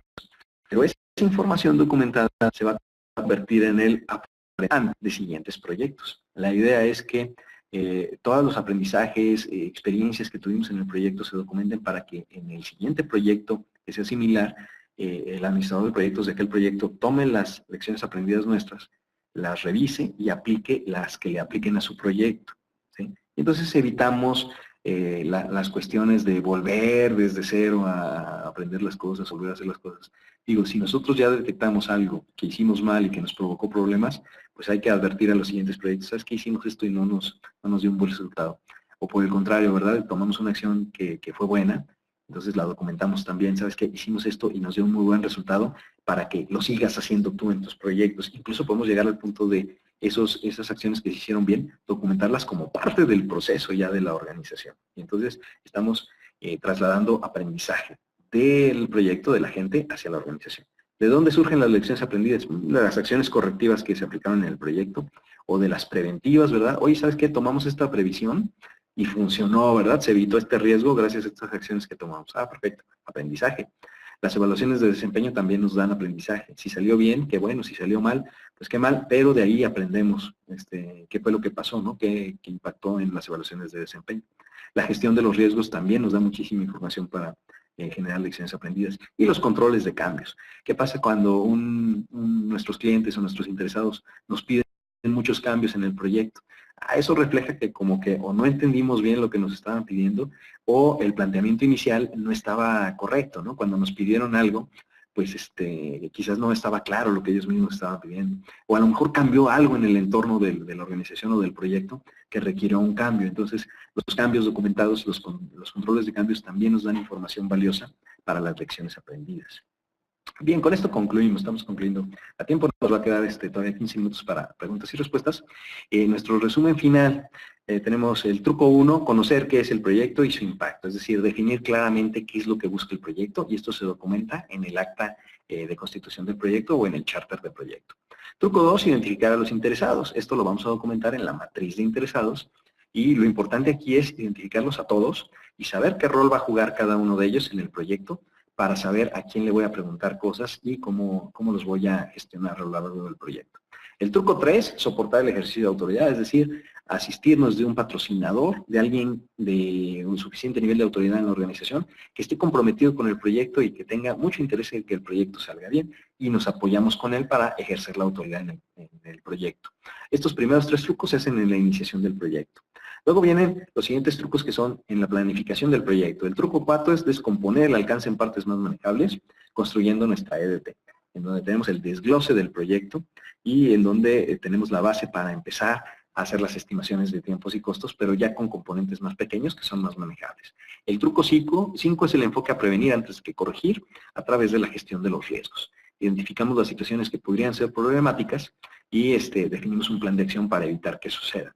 El truco 6, establecer los mecanismos de comunicación, es decir, plantear la información que se va a intercambiar entre los asistentes del proyecto, entre los interesados, y definir los mecanismos que vamos a utilizar para asegurarnos de que la información llegue a tiempo a quien le debe de llegar y la forma en que le debe de llegar, y al que no, no. Bien, estos trucos, el 4, 5 y 6, son trucos que aplican a la planificación del proyecto. Todo esto se hace en la planeación. El truco 7 ya corresponde al control del proyecto. Una vez que se está ejecutando el proyecto, necesitamos establecer los mecanismos sencillos de control a través de una medición de desempeño y a través de indicadores que nos permitan ver si estamos cumpliendo lo que estaba planificado o no. Por último, el truco 8, que ya al cierre del proyecto, es capitalizar el aprendizaje, recopilar las lecciones aprendidas, documentarlas y agregarlas a un repositorio de información, a un archivo histórico, por así llamarle, de los proyectos, porque esas lecciones aprendidas son valiosas y van a servirle a los administradores de proyectos futuros en la organización. Bien. Con esto concluimos nuestros 8 trucos o nuestros 8 tips para la administración de proyectos y voy a aprovechar estos minutitos nada más para hacer la promoción. Tenemos nuestra promoción del curso en línea, en nuestro curso de administración de proyectos en línea, en donde se ve esto que vimos, estos 8 tips que acabamos de revisar, pues simplemente son una probadita, una pequeña embarradita de lo que implica la administración de proyectos, que implica mucho más cosas. En nuestro curso en línea se ven estos 8 tips y se ven mucho más cosas, ¿no? Y con mayor profundidad, se ven más herramientas, etcétera. Ahorita estamos promocionando nuestro curso en línea. Este tiene un precio normal de 3,250 pesos masiva. El curso en línea es un curso que está disponible las 24 horas del día, los 365 días del año. Cuando ustedes adquieren su curso en línea, les damos un periodo de aproximadamente mes y medio para que lo terminen. Metemos presión de tiempo para que realmente la gente sí se meta a hacer el curso, porque si dejamos abierto el periodo de tiempo, pues de pronto la gente no entra. Bien, durante ese mes y medio pueden entrar, claro, a cualquier hora, desde cualquier lugar, siempre y cuando tengan una conexión a internet. Sí, el precio normal de nuestro curso es 3,250 pesos masiva. Las formas de pago es a través de PayPal, en un solo pago o en 3 cómodas mensualidades o depósito de transferencia bancaria. Ese es nuestro precio normal, 3,250 pesos masiva. Pero nosotros también nos estamos sumando al Buen Fin. Y aquí, pues, sí les traemos una buena promoción, ¿verdad? Ya ven que en el Buen Fin, en esta semana las tiendas le aumentan precio a las cosas para que en el Buen Fin les rebajen el precio y quedan igual. O bien lo único que hacen es no rebajan nada y nada más les dan meses sin intereses. Bueno, nosotros sí vamos a hacer una rebaja. En el curso DAP en línea que les acabo de comentar de los 3,000 y fracción, lo estamos ofreciendo con un 50% de descuento, a mitad de precio. Con IVA incluido le sale 1,885 pesos. Y además tenemos otros productos que también, tenemos aquí disponibles. Tenemos el curso DAP 25 presencial, es similar al DAP en línea, pero este es un curso presencial de 5 sesiones. Ese también lo tenemos en descuento, un 30% de descuento. Un curso para utilizar Microsoft Project con un 30% de descuento. Y también nuestro curso de certificación de preparación para la certificación PMP, quien lo quiera, también lo tenemos en un 30% de descuento. Ahí están los precios que van a aplicar en el Buen Fin. Estos precios se aplican del 14 al 17 de noviembre, nada más. ¿Sí? Pero estos sí son descuentos, no los que de pronto sacan en las tiendas de que, te doy 2 meses sin intereses y un descuento del 3%. Pues no, eso no sirve para nada. ¿Sí? Bien. Aquí está la información, si necesitan hacer algún pedido o al respecto, al 1-800-108-2000 es nuestro teléfono LADA sin costo, o en la pequeña y breve liga que viene ahí, evorit.mx, mejora tu administración de proyectos, promoción.spx. Ok, ahí pueden consultar más información con respecto al curso DAP en línea, con respecto a nuestros servicios o con respecto a los otros cursos que tenemos. Bien, con esto concluimos nuestra presentación. Ahora voy a pasar a la parte de preguntas. Si alguien tiene preguntas, por favor hágalas a través del chat sobre el tema que vimos, tips de la administración de proyectos, y con gusto se las respondo. ¿Dónde se toma el curso de preparación para la certificación PMP? Lo damos aquí, en León, Guanajuato, capital mundial del calzado. Aquí damos ese curso, es un curso de 8 sesiones, de 5 horas. Tenemos ahí planes de darlo también en la Ciudad de México, pero todavía no hay, ahorita no tenemos fechas aseguradas, pero normalmente lo damos aquí en León, Guanajuato. Por su participación. A ver, aquí hay una preguntita, déjenme ver. ¿Al líder de proyecto se le debe de dar algún incentivo? Ay, sí, pues aunque sea una palmerita en la espalda, o o una felicitación de las cosas, ¿verdad? Si no, no. En este sentido, yo les recomiendo esto. A veces el administrador de proyectos, bueno, depende de cómo esté la organización y las políticas de la organización. En algunos casos el administrador de proyectos forma parte de la organización con ese rol, es decir, su puesto es administrador de proyectos. Entonces ahí, pues más que un incentivo, pues puede ser quizás las cuestiones de motivación, ¿no? De premiarlo por su esfuerzo, por su desempeño, como a cualquier otro empleado, porque en este caso estamos hablando que el administrador de proyectos, pues está contratado para eso, su trabajo es administrar el proyecto. Ahora bien, si a una persona se asigna como administrador de proyectos cuando no es su rol, vale la pena mucho que la organización defina una estructura de incentivos.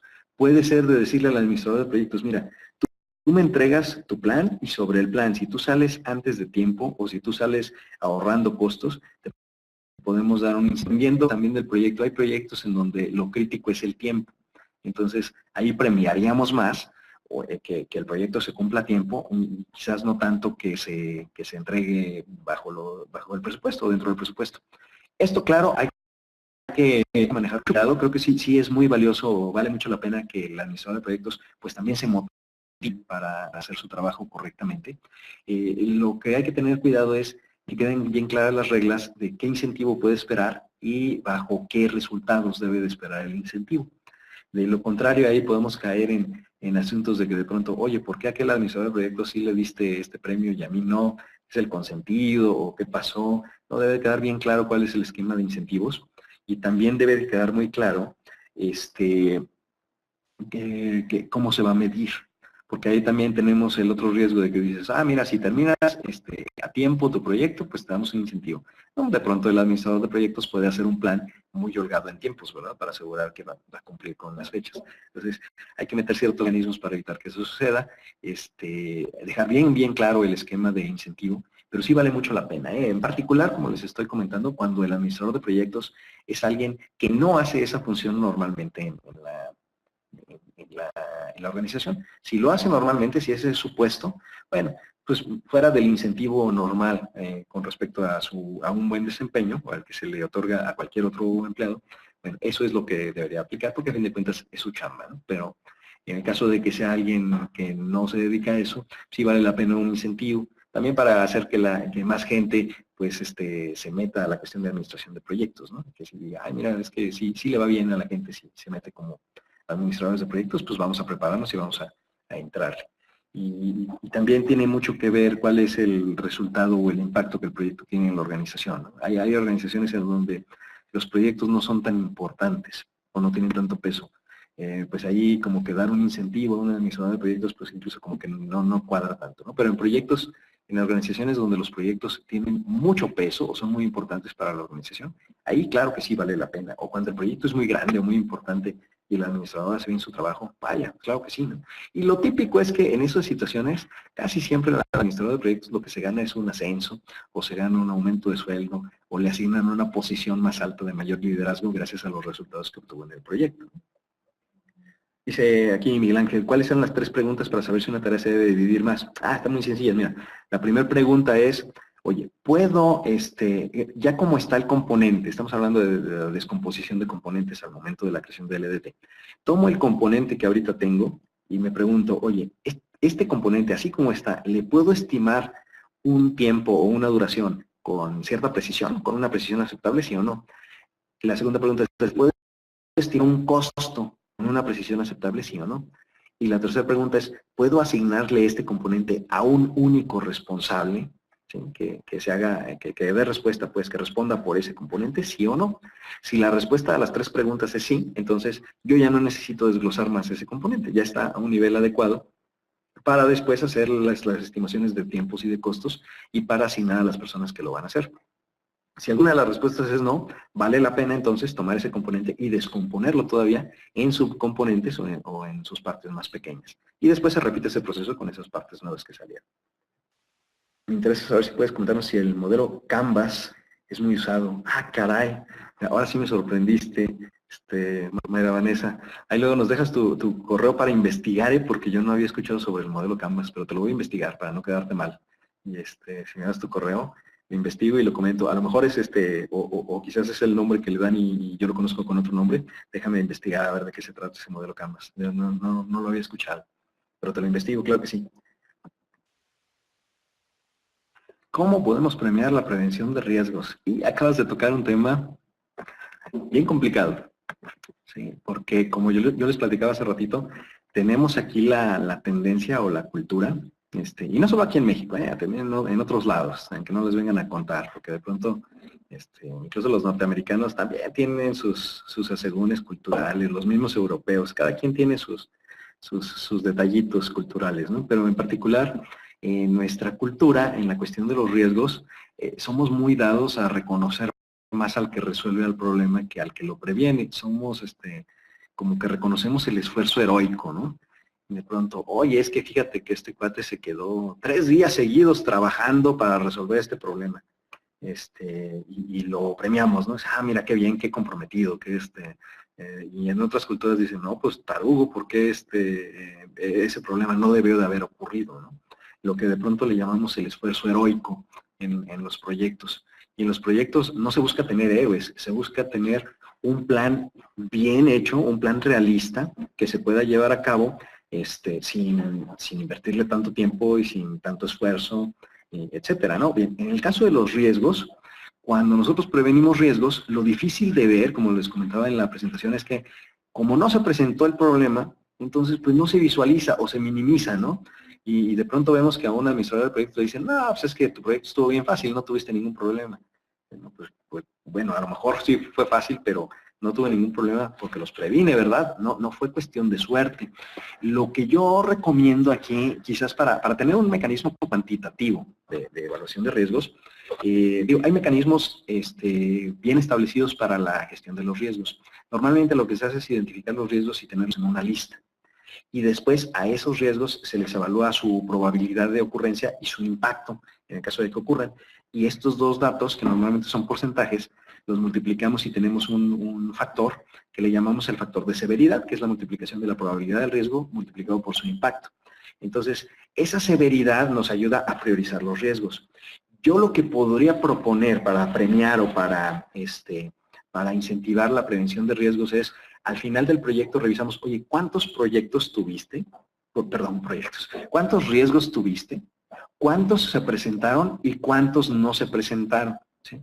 Y de los que no se presentaron podemos ver cuál era el nivel de severidad, a lo mejor severidad promedio, o a lo mejor evaluamos de los de mayor severidad cuáles sí se presentaron y cuáles no se presentaron. Y analizar también si las acciones que se tomaron fueron útiles o sí tuvieron impacto para evitar que el riesgo ocurriera. ¿Sí? Eso para distinguir también de lo que fue, no se presentó este riesgo porque se tomaron acciones adecuadas, o de la situación de que digas, no se presentó este riesgo, afortunadamente, ¿verdad? Porque tuvimos suerte ahí, le rezamos a San Judas y no ocurrió el riesgo. Bien, hay que definir esa línea, ¿no? ¿Cómo podemos decidir si el riesgo se evitó por suerte o se evitó porque sí se tomaron las acciones correspondientes? Y con esa base quizás podríamos decir, ¿sabes qué? A ti de los riesgos más severos se te presentaron 2, pero evitaste 9. O no se te presentó ningún riesgo severo, se presentaron 3 riesgos, pero eran riesgos de severidad pequeña. Y basándonos en eso podríamos definir quizás un esquema de reconocimiento o un esquema de premios con respecto a la gestión de riesgos. Lo que ahorita se me ocurre, digo, para tomar una base cuantitativa, una base objetiva para poder medirlo, no nada más como percepción, porque la percepción más bien va a tender hacia el otro lado, ¿verdad? Tuviste suerte, o pues de todos modos no pasó, entonces, pues, ¿para qué te preocupabas?, etcétera, ¿no? Proyecto. Primero, lo que tenemos que hacer es justificarlo adecuadamente. que haya un análisis costo-beneficio. La percepción y el apoyo de la alta gerencia o de los directivos cambia radicalmente si yo llego y les digo, oye, mira este proyecto, nos va a aumentar la productividad y nos va a mejorar la calidad del producto. Bueno, eso pues, a lo mejor me la compro.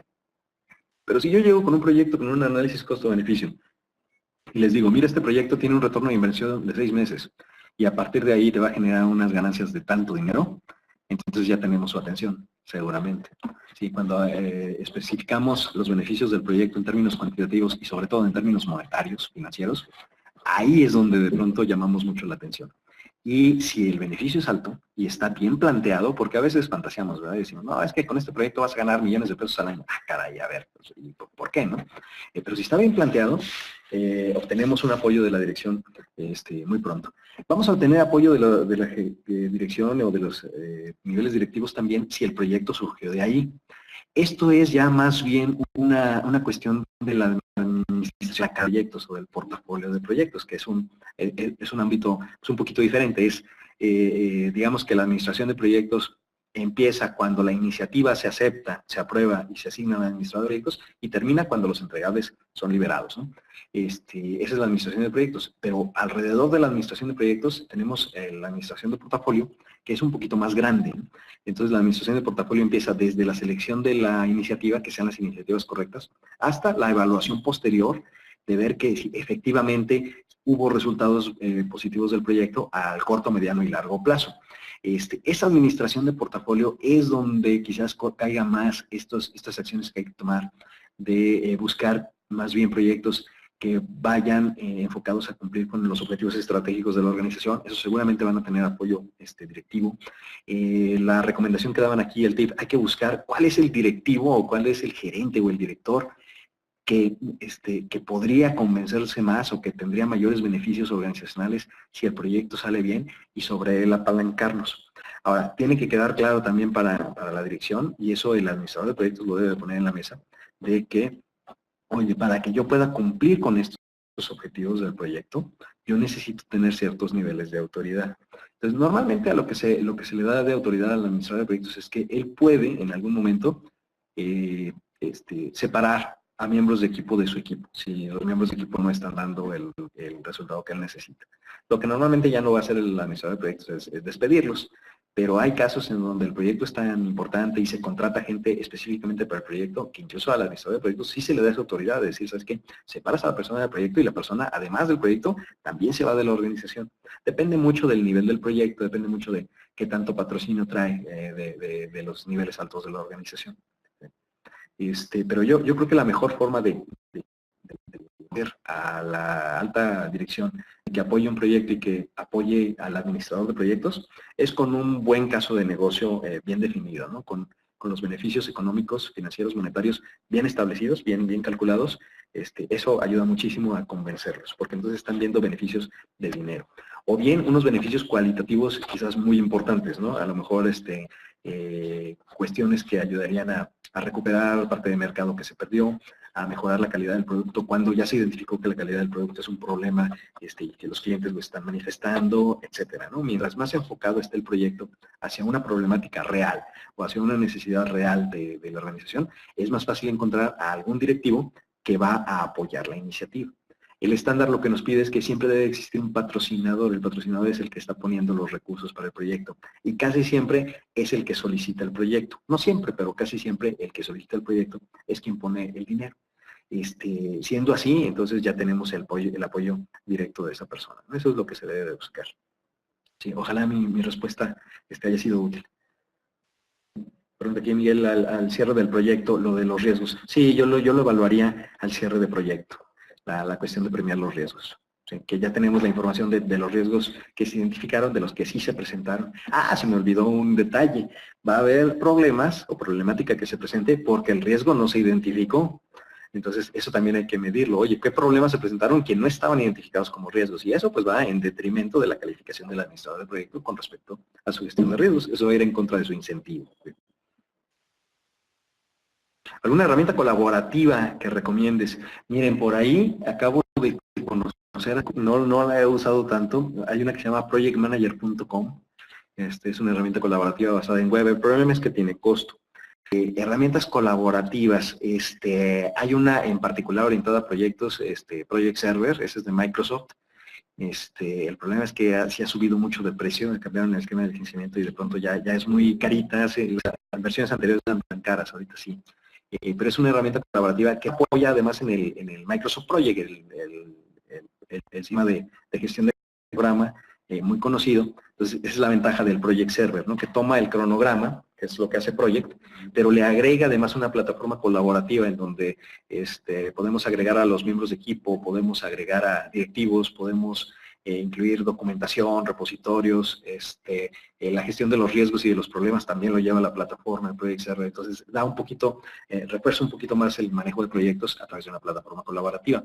Incluso les puedo decir, si alguien tiene SharePoint o Alfresco o una de esas herramientas que son más bien de administración de documentos, eso también puede servir, digo, son más o menos personalizables las herramientas y normalmente contienen elementos como pues repositorios de documentación, ¿verdad? Directorios compartidos, pero también a veces incluyen foros de discusión, incluyen canales de noticias, incluyen áreas de chat o ese tipo de mecanismos técnicos que si se configuran y se les da forma, puede servir como una plataforma colaborativa para proyectos. Denle una raspadita también a ese que les digo, el projectmanager.com, porque me parece que está buena. El problema es que tiene un costo y cobran, no parece tan caro, pero cobran por mes y cobran por usuario, entonces sí pueden subir algo los precios de esa herramienta. Y hay soluciones del lado del open source, ¿no? Está por ahí el Redmine, Redmine está más enfocado a desarrollo de proyectos, en particular de desarrollo de software, pero está otro que se llama el Dot Project. Dot Project está bien, un poquito feíto en cuanto a su aspecto visual, pero tiene funcionalidad interesante, etcétera. Esas son las herramientas que conozco. Teamwork, mira, ya tengo otra para anotarla ahí y darle una revisada ahora que tenga tiempo, ¿verdad? Yo creo que en las vacaciones pues el lunes hay día festivo, ¿sí, verdad? ¿Sí es día festivo? Sí. Ok, entonces me voy a meter ahí a ver el Teamwork. Excelente, muchas gracias, Miguel Ángel. El Trello, fíjense que sí he usado yo el Trello y sí está bien el Trello. Para coordinar actividades bastante bien. Al Trello de pronto le encontramos algunos detallitos con respecto al manejo de las fechas. No sé si eso ya lo arreglaron, que de pronto es difícil establecer, ¿sabes qué? Esta era la fecha de compromiso y esta es la fecha real. Como que de pronto no era tan fácil, ¿no? en el Trello. Muy bien, pues muchas gracias. Si no hay ninguna otra pregunta, les agradezco su participación. Muy entusiasta la participación al final. Muchísimas gracias. Ya me llevo ahí un par de herramientas que voy a revisar y lo del método Canvas, a ver, le voy a dar una checada también a ver de qué se trata. Por lo que leí aquí, parece que aplica a la selección de iniciativas de negocio. Pues bueno, sí se ve interesante, en particular para la cuestión de la gestión del portafolio, ¿no? De elegir adecuadamente los proyectos que hay que llevar a cabo. Muchas gracias, muchas gracias. Bien, por mi parte es todo. Les agradezco su observación. Ahí está la información por si les interesa algún curso presencial o algún o nuestro curso en línea y si quieren aprovechar la oferta que tenemos para el Buen Fin. Bien, por mi parte es todo. Muchísimas gracias y espero verlos pronto en alguno otro de nuestros eventos, en nuestros webinars que normalmente estamos llevando a cabo cada mes. Muchísimas gracias a todos.